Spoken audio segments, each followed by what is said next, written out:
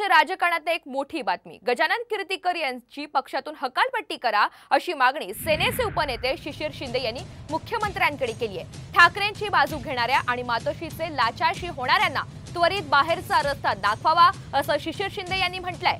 गजानन कीर्तीकर यांना मातोश्रीवर लोटांगण घालण्याची घाई झालेली आहे आणि त्यामुळे त्यांना निरोपाचा नारळ देण्यात यावा असं शिशिर शिंदे यांनी मुख्यमंत्री एकनाथ शिंदे यांना लिहिलेल्या पत्रात म्हटलंय। त्यांचं नेमकं पत्र काय आहे आपण सविस्तर पाहूयात। गजानन कीर्तीकर यांनी पक्षविरोधी वक्तव्य केल्यामुळे त्यांची त्वरित पक्षातून हकालपट्टी करा। ठाकरे गटाची बाजू घेणाऱ्या आणि मातोश्रीचे लाचारशी होणाऱ्यांना त्वरित बाहेरचा रस्ता दाखवा। गजानन कीर्तीकर यांना मातोश्रीवर लोटांगण घालण्याची घाई झाली आहे। गजानन कीर्तीकर यांना निरोपाचा नारळ देण्यात यावा अशी मागणी शिंदे यांनी केलेली आहे। दरम्यान गजानन कीर्तीकर यांची वक्तव्य शिवसैनिकांमध्ये संभ्रम निर्माण करणारी आहेत आणि त्यामुळे पत्रातून चीड व्यक्त केली असं शिशिर शिंदे यांनी म्हटलंय।